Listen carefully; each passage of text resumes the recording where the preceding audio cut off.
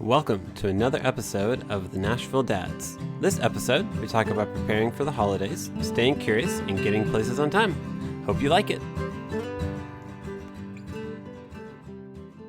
Well, hey, did you do your research on that fourth trimester? Nope. No?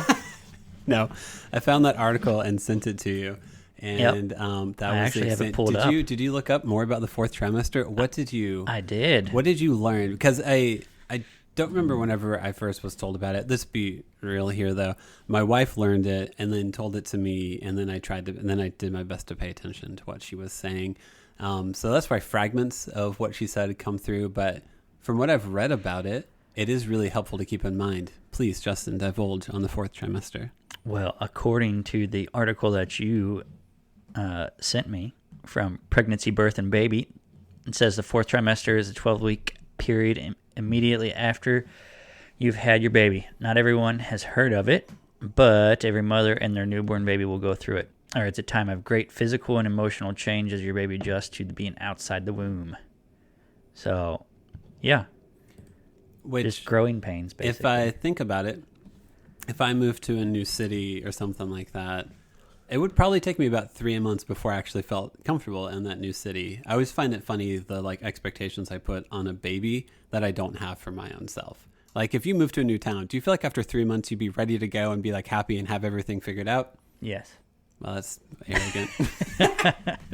And I expect a newborn to do the same. To be on your level. Good luck with that, Justin. Here's a fun thing that Heather and I realized. So both of our girls were born in January and February. So this is the first time we're going through the holiday season with a newborn.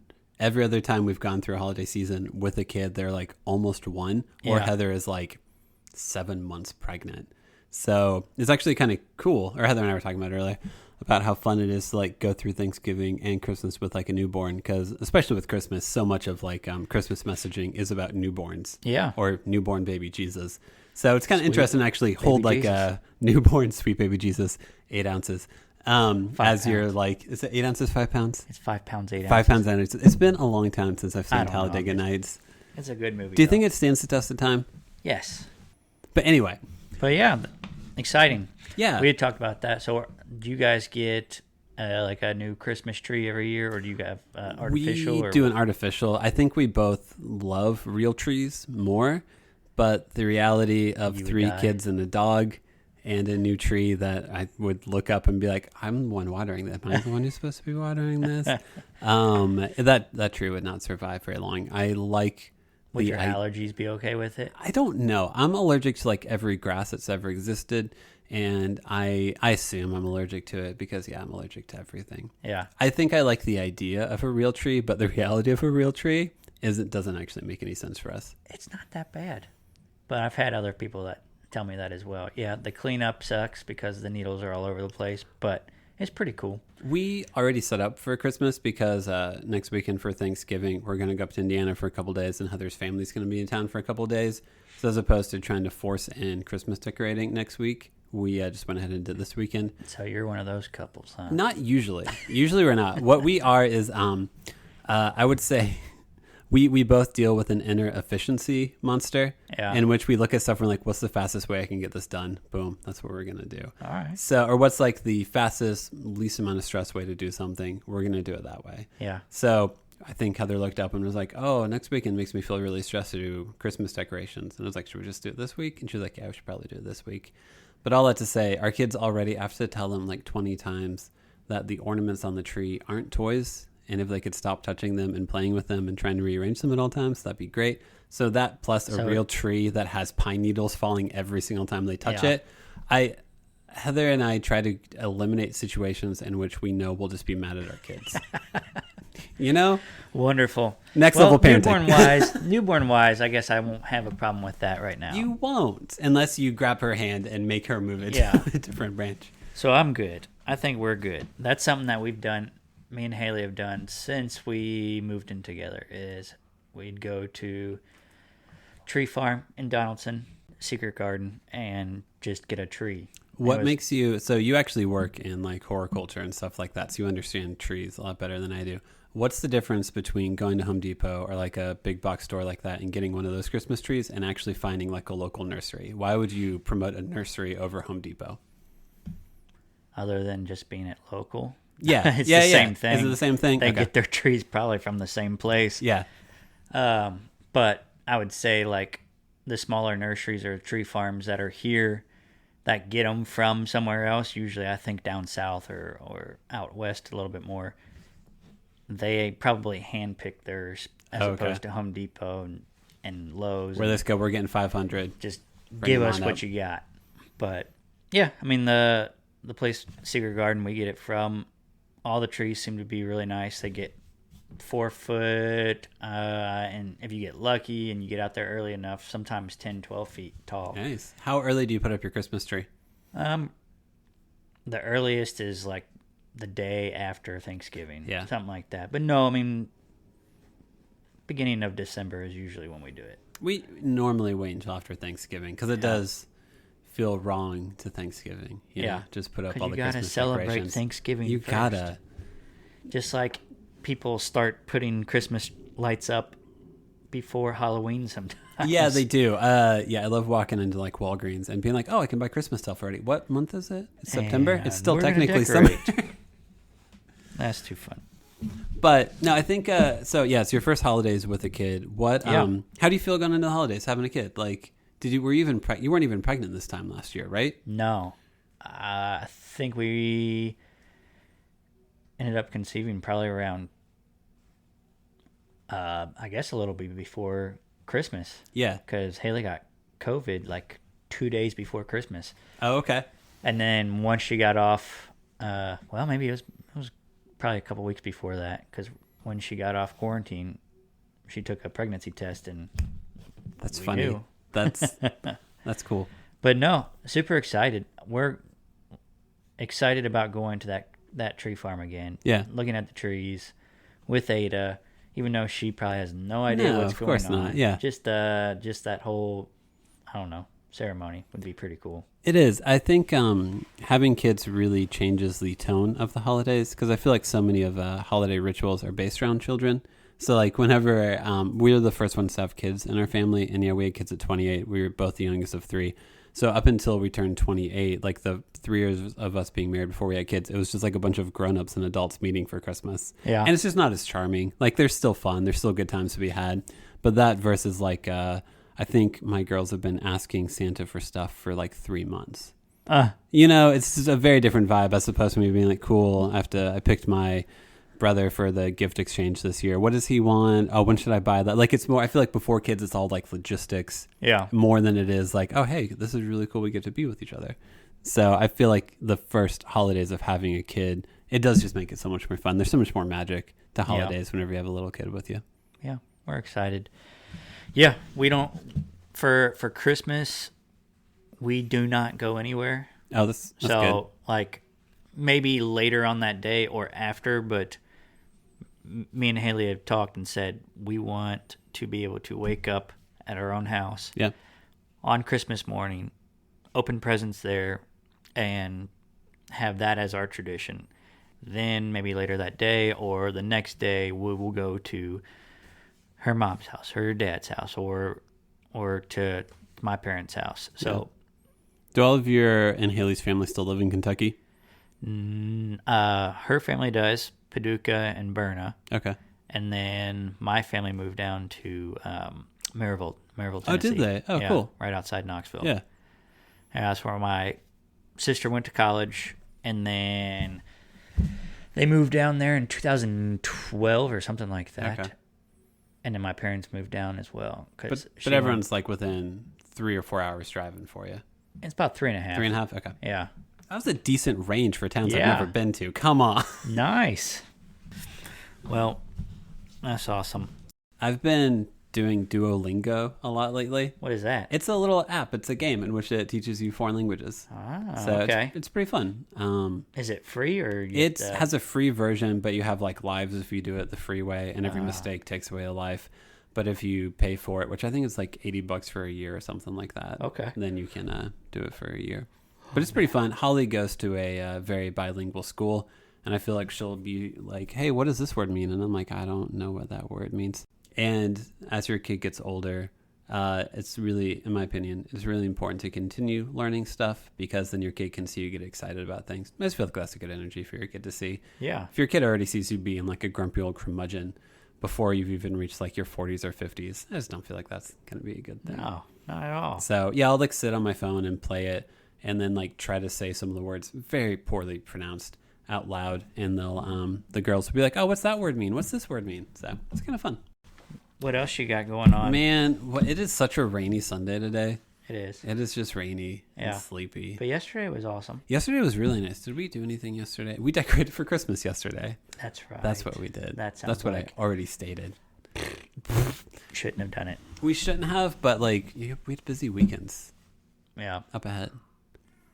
Yeah, you don't think you're gonna have much to do during the weekends, but then having a baby takes twice, if not 3 times as long to do any single task. It does. How's your ability to leave somewhere on time? If we tell ourselves that we're supposed to be leaving by this time, but really and truly we have to be leaving. Yeah. You're the people, you have all your clocks in your house set 15 minutes late. No. So when you look up, you're like, I need to go now. Yesterday, I told Haley, I was like, all right, we've got to leave by like 5:15 because we were going over to a friend's house that lives in Thompson Station. Oh, yeah. As soon as we finally got ready, it was 5:15, and I was like, all right, we got some time. It's only like we'll get there around 5:50. She was like, oh, I thought we had to leave earlier. I was like, no, I just told you so we could get out early. Yeah.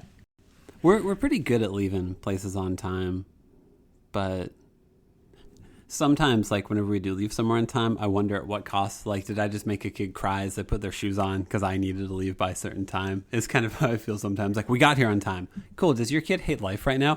Probably, but we're here on time. Is that really the hardest thing when you are leaving, when you have a toddler, is getting their shoes on? I hear it is surprising how consistently frustrating it is. Get your shoes on. Get your shoes on. Get your shoes on. I'll just think of real life examples. The other day, I tried to get Magnolia, who's 3.5, to put her socks and shoes on. She didn't like the socks that were clean in her drawer. So I picked socks for her, and I grabbed mismatched socks on accident because I was like, no, we need to go. I need to get you guys to school and daycare. And I picked mismatched socks. So she just started screaming because not only did I pick socks that she didn't want, I didn't even pick the same sock. Oh, my God. So, you're... Dad fail right there. Kind of. Yeah, it is. So, you're picking up like a 3.5-year-old who's screaming in your face because she didn't get the socks that she wanted, carrying them out to the car, buckling them in, and also negotiating with them at the same time what will make them stop screaming. Yeah. And maybe find out a negotiation. What was that one? What was the negotiation whenever we get home from school, you can pick the socks that you want. I'll clean your socks while I'll do a load of laundry while you're at school, and whenever you get home, we can pick the socks that you want. Wow. Or something like that. And she took that, huh? Have you ever felt, you haven't felt this way yet, probably in parenting. I feel like sometimes I black out with whatever my negotiation techniques are. And then I wake up and I'm like, what did I just promise you? Oh gosh. What did I just tell you? Because all I wanted was you to stop screaming or to calm down at least a little bit so I could reason with you. That's new parent brain right there, where you forget what you said or what you were doing. Like, I'll be in the middle of something and be like, oh gosh. Yeah. What was I supposed to be doing again? I still remember, like, with firstborn, like, needing to go to Target because we had forgotten something or, like, a pump part or something like that. And, like, getting to Target and just being like, I don't know how I drove here. What was I doing again? If I had a couple of drinks and I felt like this, I would tell someone else to drive my car. But here I am driving down to Target. Completely sober. Completely exhausted. Yeah. That's new parent brain. I think it is. I don't know if there's an actual term for it, but that's what I'm There calling probably is a term for it. Ada had her 2-month shots. Oh, yeah. How'd she react to that? Did she spike a fever or anything like that? She hated it. Yeah. What was the next 24 hours like for you? Just her screaming quite a bit. That stinks. Yeah. We did the warm compresses. Yeah.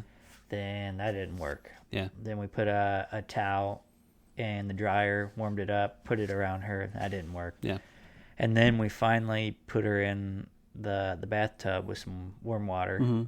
Just let her legs soak in that warm water. Yeah. And did not work. Man. But it was heart-wrenching. Like, it is.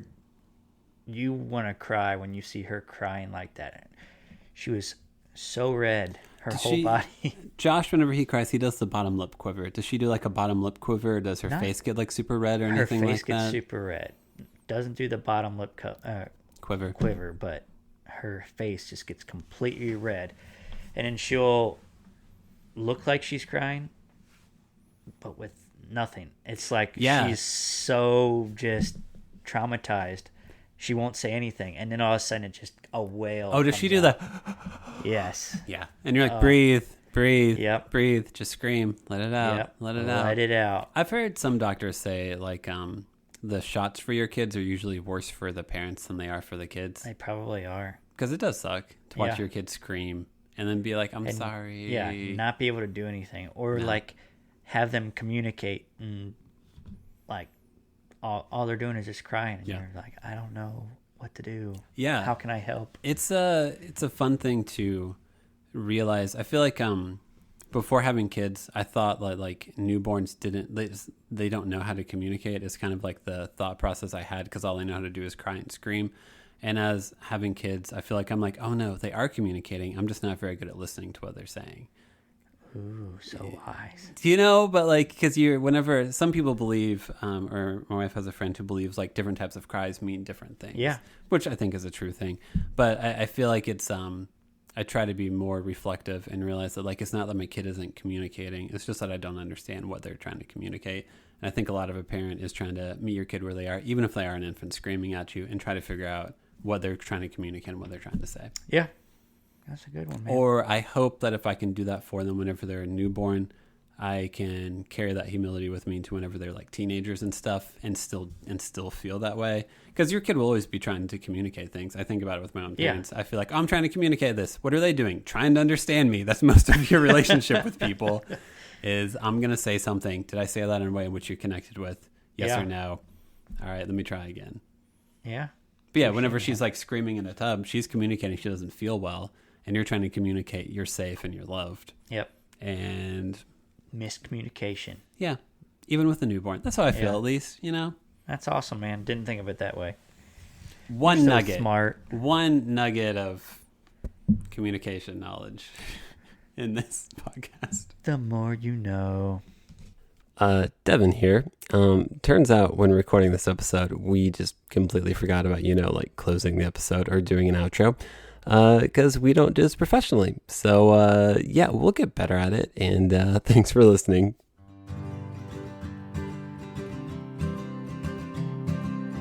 We really hope you enjoyed that episode. Please make sure to follow us on Facebook, Instagram, and Twitter at Nashville Dads. Thanks so much for listening, and we'll catch you next time.